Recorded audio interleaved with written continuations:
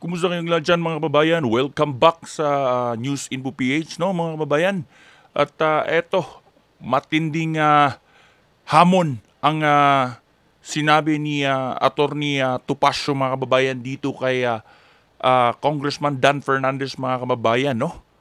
Huwag kang magtago, no? At eto mga kababayan, no?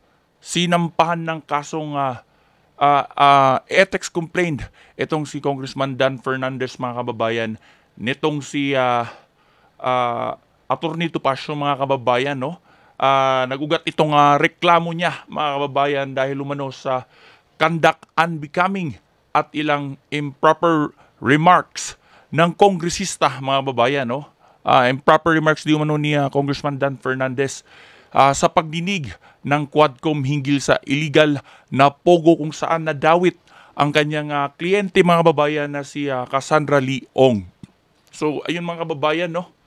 Sinagot ito ni Congressman Dan Fernandez mga kababayan. At bago natin panoorin ng buong detalye ay kung ikaw ay bago pa lang sa ating YouTube channel, huwag niyong kalimutan na mag-subscribe at pindutin ang bell button para updated kayo lagi sa maiinit na videos na ating ina-upload araw-araw. So, ayun lang mga kababayan, no? Paki-comment na rin kung taga saan ka para alam ko kung saan umabot ang video na ito mga kababayan. Maraming salamat. So, ito na mga kababayan, no? Panoorin muna natin itong press conference nitong si Attorney Topacio mga kababayan kung saan ay naghamon at maghain umano siya ng ethics complaint laban kay Congressman Dan Fernandez. Ito mga kababayan, sabay-sabay nating panoorin. Ayun na mga kababayan. Verified complaint, a copy is right now on its way to the House of Representatives. This is an ethics complaint against Congressman Danilo Ramon S. Fernandez, more popularly known as Dan Fernandez. Ayun mga kababayan, no? Direktang pinangalanan, no? Ng ethics complaint ay para kay Congressman Dan Fernandez mga kababayan. Or Attorney Google. Attorney Google. Ay mga kababayan, no? Attorney Google. Anyway, this is for certain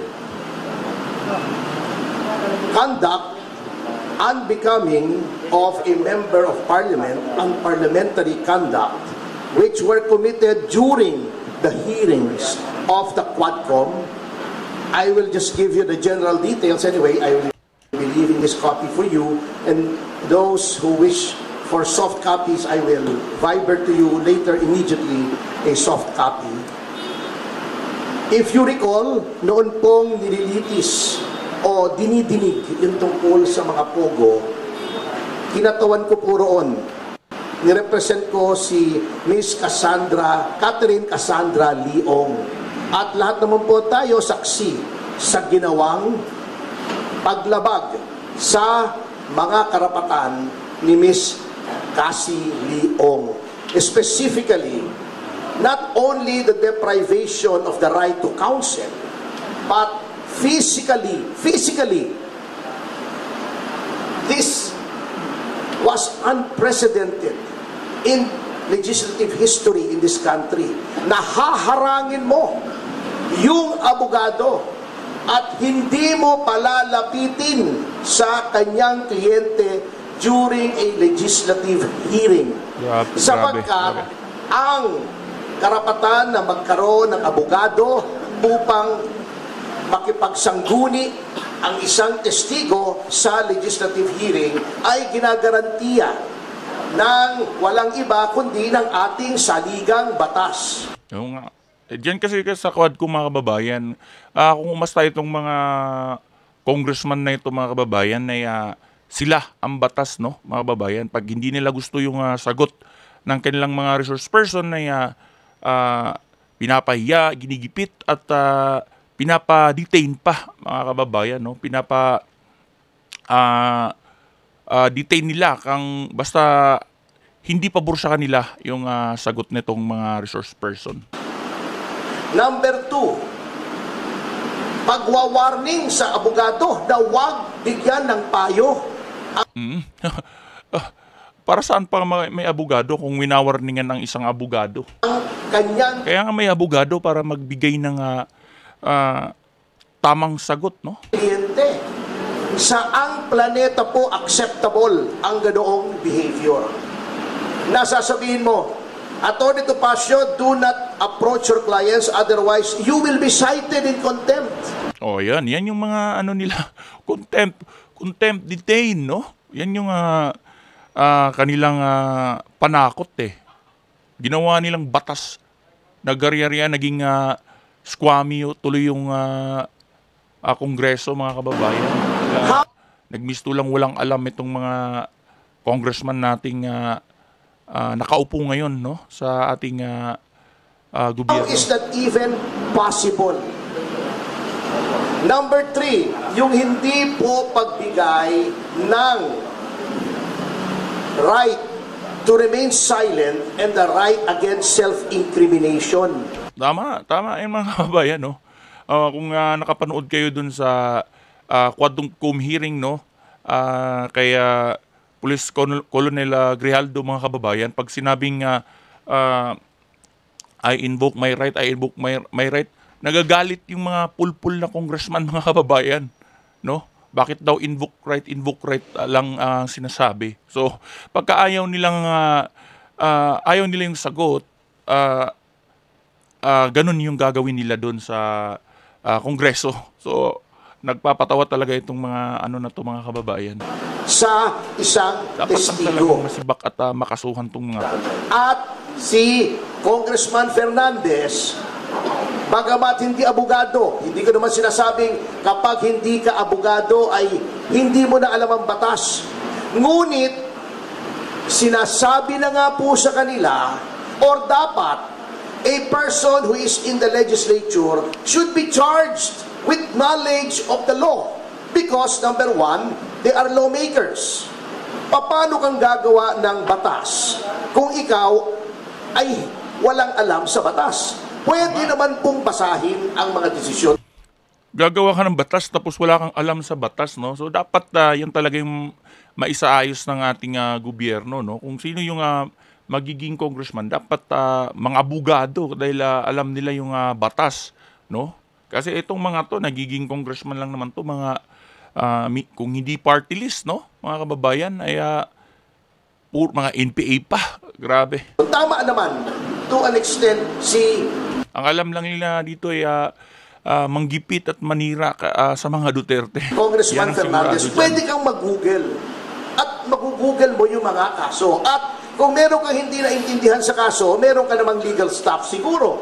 O itanong mo sa kapwa mo, congressman na abogado, ano bang ibig sabihin nito? At pinoint out na nga po sa kanila na sa napakaraming kaso, the right to remain silent and the right against self-incrimination may be invoked not only in criminal proceedings, but in all proceedings. Civil, administrative, legislative. At pinakita na nga po sa kanila ang batas. Pinoint out na nga po sa kanila yung batas. Bakit ayaw pa nilang sundin? That is also against the oath that they have taken when they took their oath of office to defend and protect the Constitution and the laws of the Republic of the Philippines and pronouncements of the Supreme Court, according to our civil code, are part of the law of the land. So yan po ang isang violation, ano? Number 2, yun pong the right of a witness to be treated with dignity and with respect. Kapag ikaw ay tinatawag, na violate po yan. Binabastos po nila ang mga witnesses, not only my client. But of course, I have no right to complain on behalf of the other witnesses who are also represented by counsel. Yun po.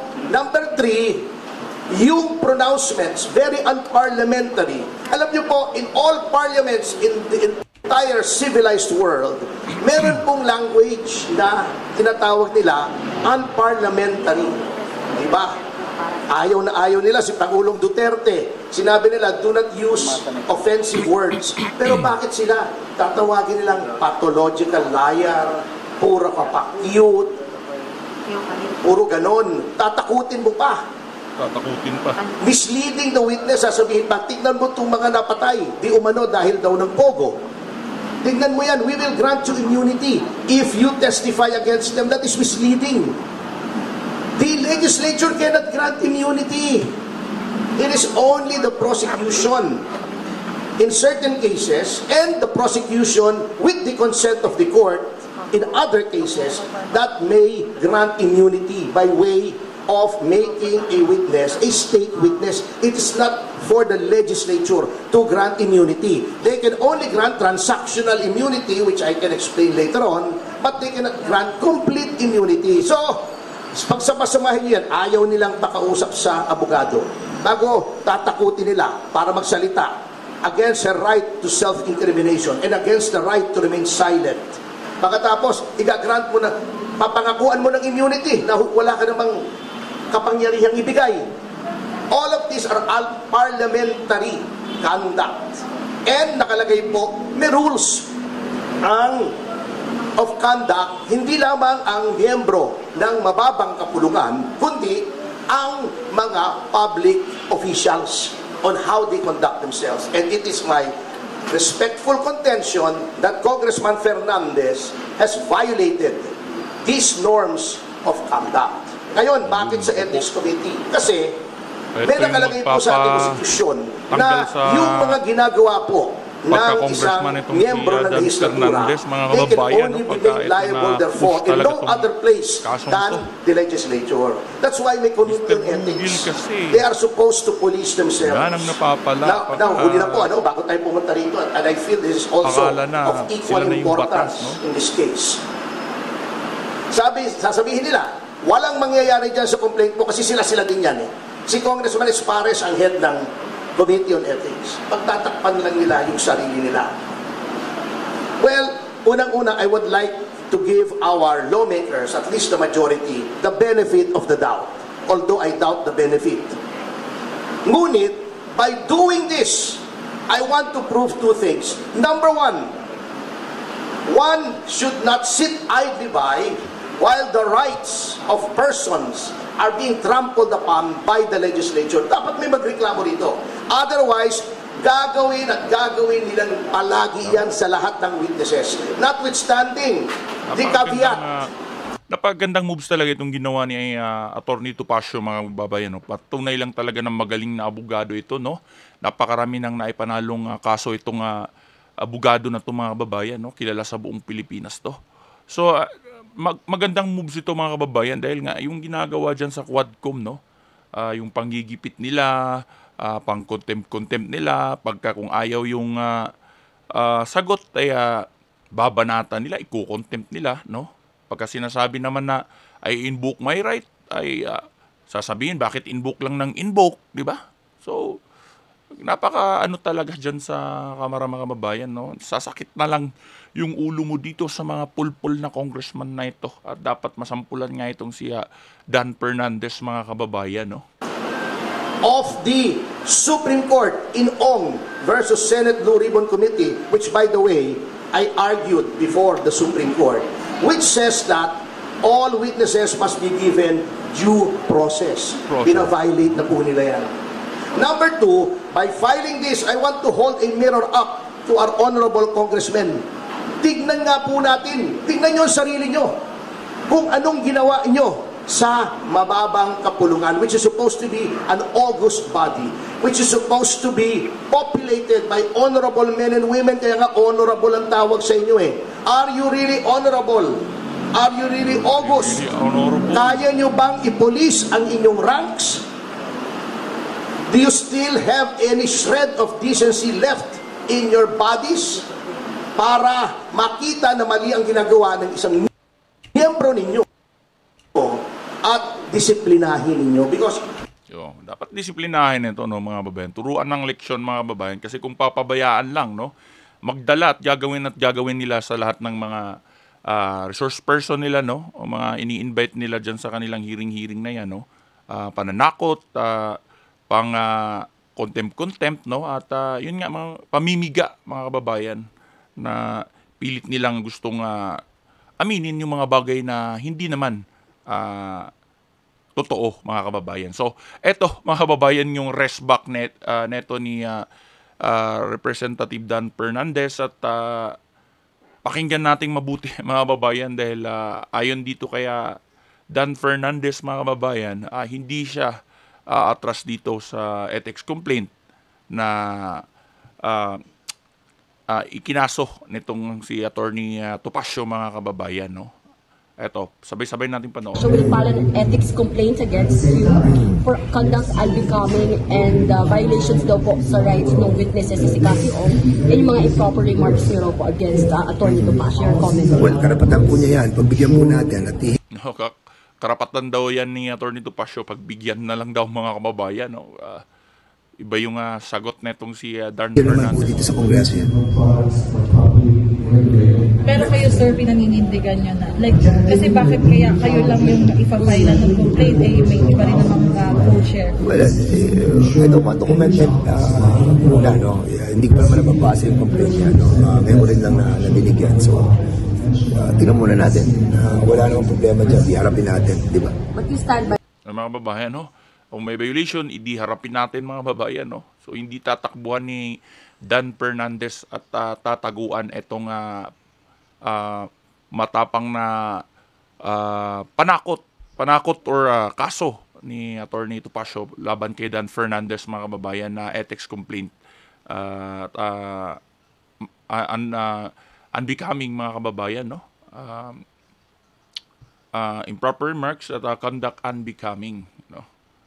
wala kang ginawang violations or anything. Kung may violation tayo, di mag-desisyon ng committee. Ganun kasimple yun. Di ba? Harapin natin lahat yan. Harapin lahat, no, mga kababayan. Walang takot na sinabi yan ni Dan Fernandez mga kababayan, no? Harapin natin lahat yan. Thank you po. Tinawanan lang. Grabe mga kababayan. Okay? Alright, thank you. Tinawanan lang, no? Galit na si Attorney Topacio.